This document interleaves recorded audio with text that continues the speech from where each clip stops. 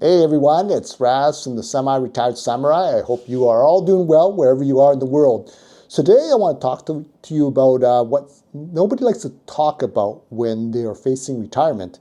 And everyone talks about money and how much you need to retire, but very few people talk about what happens on the first Monday morning when you wake up and you're retired, you got nowhere to go, nowhere you need to be, no alarm clock, no buddy sending emails to you, flooding your inbox, no meetings, no urgency, and you have all this freedom and time, and you feel relieved at first, but then you feel a little bit disoriented because maybe even lost because you don't know what to do next. You got all this free time, the most you ever had since you were a child.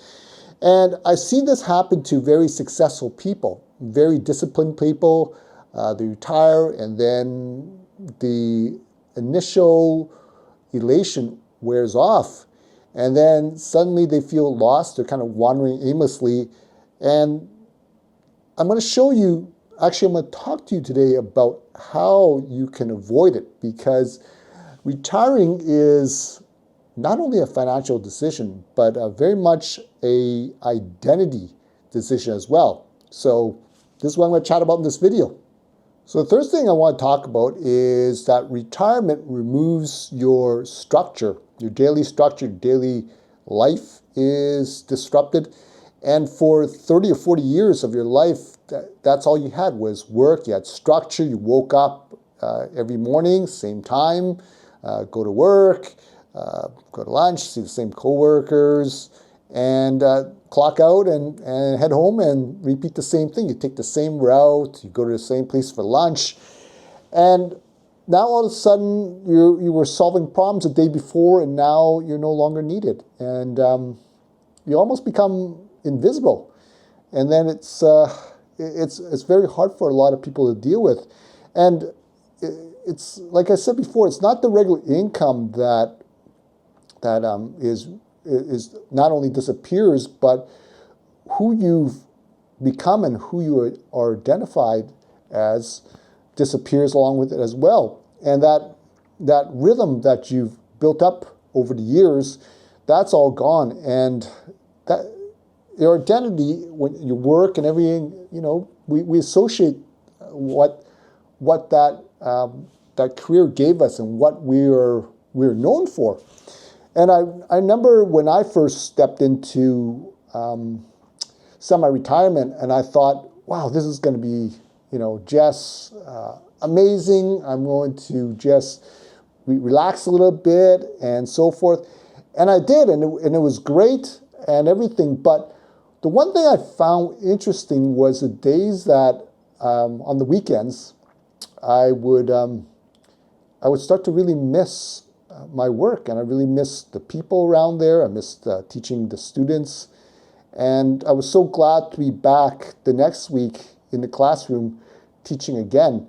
Although I'm not on the floor full time anymore, but there was something that told me then that, you know what, I don't think I can go into full retirement and not do this, because it's been a part of my life ever since I was a little kid, and it just seems like if that's taken away from me, a big part of my social circle is taken away, and also a large part of my identity. So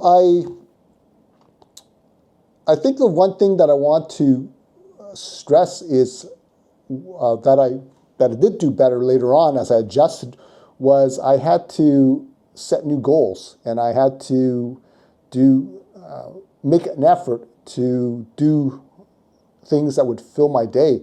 So I didn't do a lot of reading before, but now I found myself doing a lot more reading.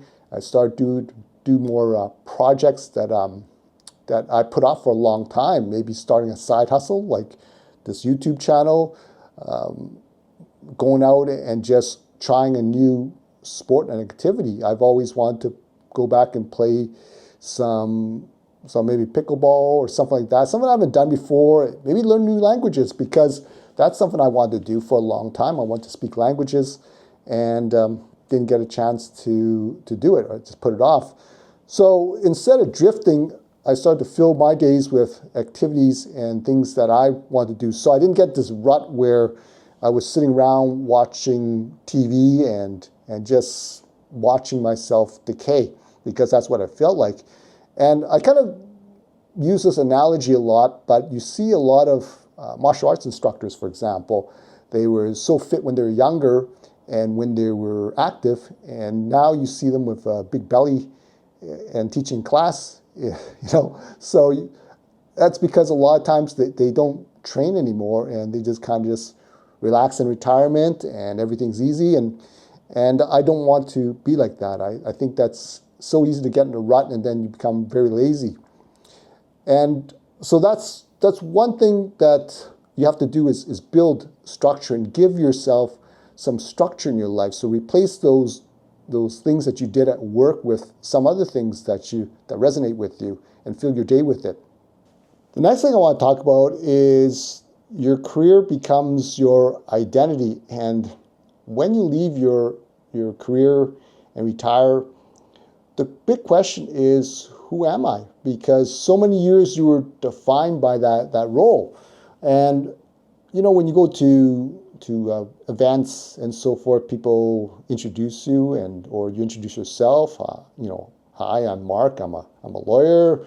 Hi, I'm Jack. I'm a plumber. Hi, I'm Sally. I'm the communications director for such and such a firm. For me, it was, hi, I'm Raz. I'm the martial arts school owner and martial artist. And all of a sudden, that's gone, and you're sitting there. What am I now? Because the title gave me some value, and after all these years, you start to think of yourself as that way and associate yourself with that title. And so it's not always the money that people miss. I think a lot of people miss just being relevant. And I went through this when I almost lost my business many years ago, and my wife was asking me, well, are you possibly going to get another job? And I said, well, I don't know what else to do, because a part of me knew that I might have to get a job to pay the bills till I can, get my business out of the rut again.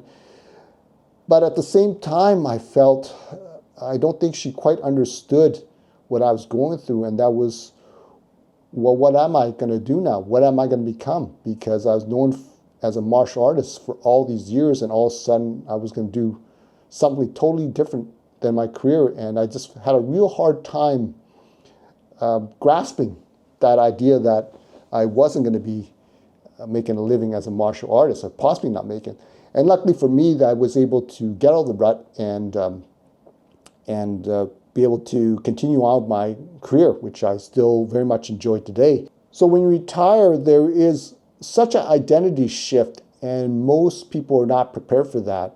And that's one thing you have to come to grips with, is that you may not be that person anymore, but you could always transform into being something new, right? You can volunteer, you can mentor.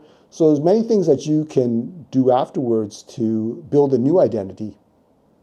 So as I was saying, without replacing what you did in your career with something in retirement, you're going to drift aimlessly.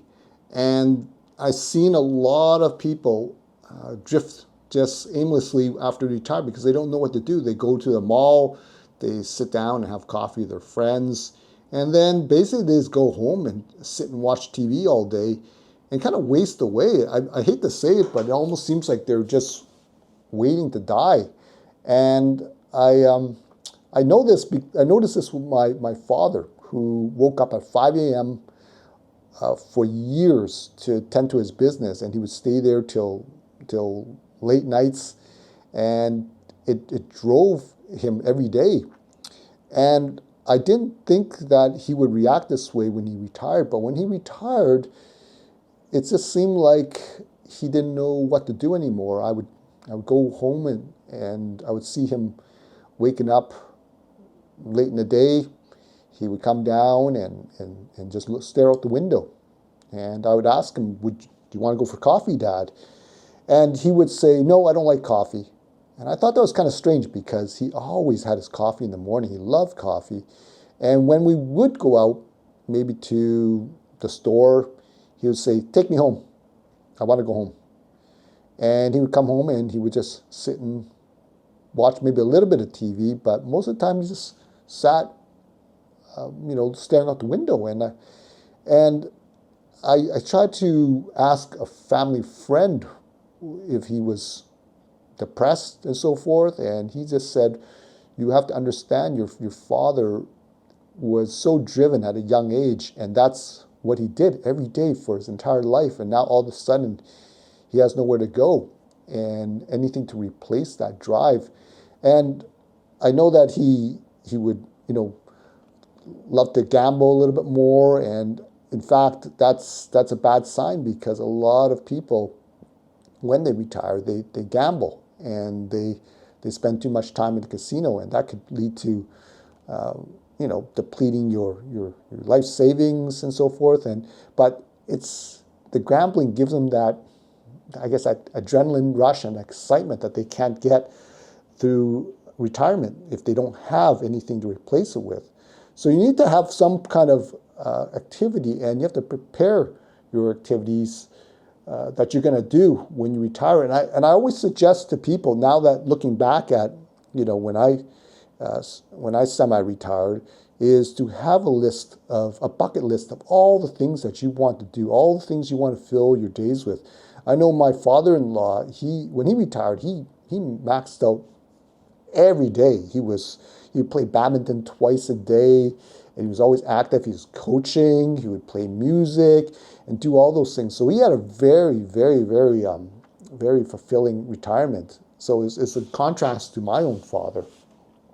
So the next point I want to make is to stay disciplined. Even though you're going to be retired, I always recommend, I love semi-retirement, and the reason why I like it and I highly recommend it is because you don't lose your discipline. And for me, I have other goals that I can, work on, my side business. But the main difference this time around compared to many years ago when I started my first business is now that I don't have this urgency to make the business, millions and millions of dollars. I think the joy of just having the business be successful, making some money. If it makes it turns out to be a very, very successful venture, then great. But I'm not looking to grow it to a point where the business is causing me stress and for me to lose sleep and for me to give up my lifestyle. So very much the businesses I like to build now are what they call lifestyle businesses or solo business empires, where you're just a one man, two-man show, two-person show, and really you get to a point where you make enough and that's good enough. You're just going to keep it that size because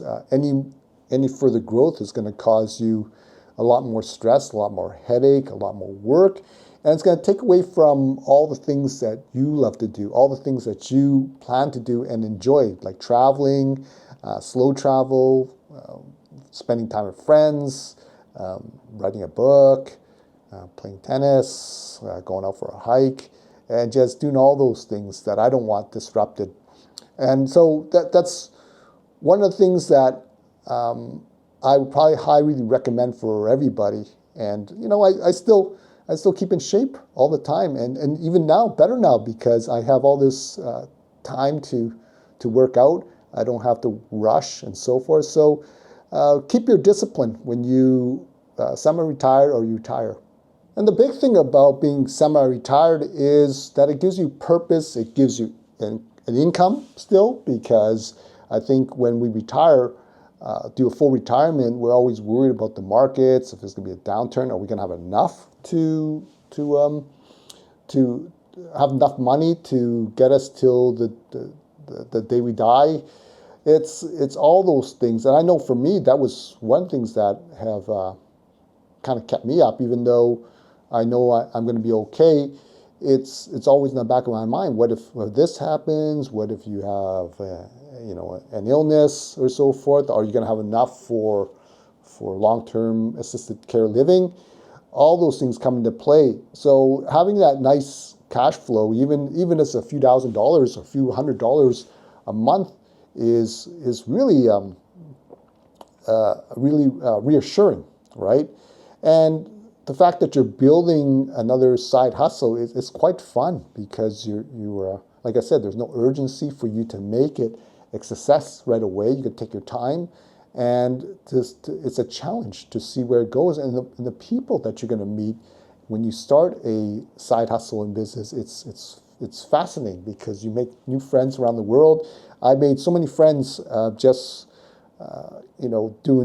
doing a side business and online business, and the people I connect with, some very fascinating people that I never thought I would meet. And it's pretty cool. I met people from around the world that I now do business with. So it's those things, and you feel like you have some relevance still, right? And it gives you that identity that you had at work. Maybe there was a job that you didn't like, and now you're forging this new identity, this new life that you're building in retirement or semi-retirement. But if I was to say, I was going to retire completely, it kind of signifies that I'm done. Unless you don't like the job, it's a different thing. But if you love the job, that's quite different. So I don't want it to be final in what I do. And so even though maybe a title gets removed, maybe I'm no longer a martial arts school owner anymore, but you know what? There's nothing wrong with being a YouTuber, right? Or an online entrepreneur, own online store.